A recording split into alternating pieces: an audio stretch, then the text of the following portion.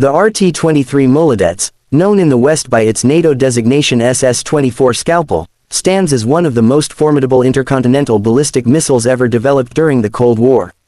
A product of Soviet engineering excellence, it represented the pinnacle of missile technology in the 1980s, combining raw power, advanced guidance, and unique deployment methods that made it a true symbol of strategic deterrence.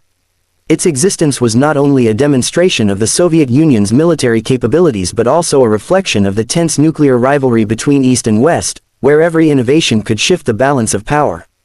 The RT-23 was conceived during the late 1970s, a time when the Soviet Union sought to match and surpass American advancements in nuclear delivery systems.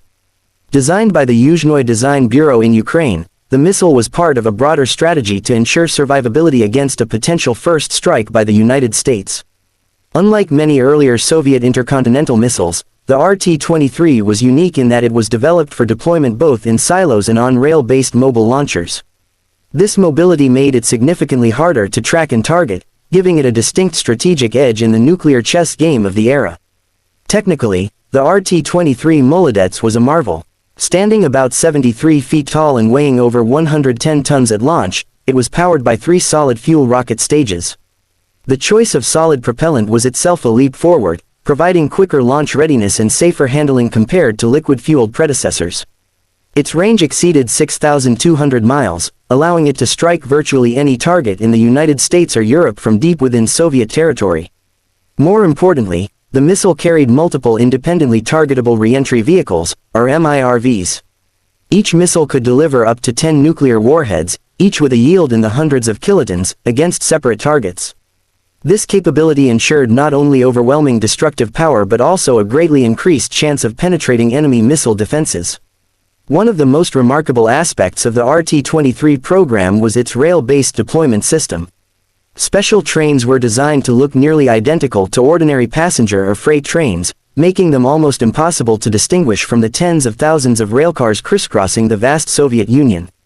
Each train carried 3 launchers, with the missiles stored horizontally in reinforced cars until they were raised into launch position.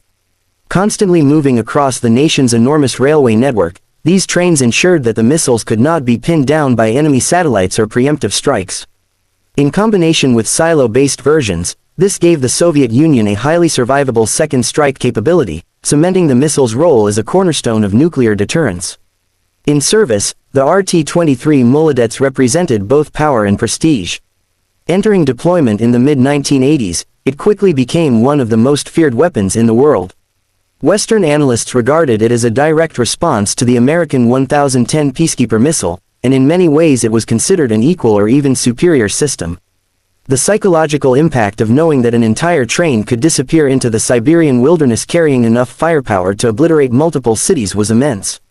It was a weapon designed not only for practical military effect but also as a political statement, a reminder of the Soviet Union's technological prowess and determination to maintain nuclear parity. However, the missile's reign was relatively short-lived. With the collapse of the Soviet Union in 1991, the newly independent Ukraine inherited much of the RT-23 arsenal, since the missiles had been produced and based on its territory. The international community, particularly the United States and Russia, pushed for disarmament under arms reduction treaties such as START I and later agreements. By the early 2000s, most RT-23 missiles had been decommissioned and dismantled. The rail-based launchers, once an ingenious solution to survivability, were destroyed under treaty obligations. Despite this, the missile left behind an enduring legacy as one of the most sophisticated strategic weapons of its time. Today, the RT-23 Molodets remains a subject of fascination among military historians and defense analysts.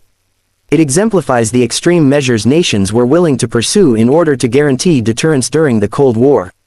Its combination of mobility, multiple warhead capability, and technological sophistication placed it among the greatest achievements in missile design. Even though it no longer serves in active arsenals, its influence can be traced in the continued emphasis on survivability, mobility, and MIRV technology in modern strategic forces. The SS-24 Scalpel was not just a missile, it was a product of its era, an embodiment of Cold War rivalry, and a reminder of the precarious balance of power maintained by the threat of mutual destruction. In the history of intercontinental ballistic missiles, Few have captured the imagination or respect of military strategists as much as this extraordinary weapon.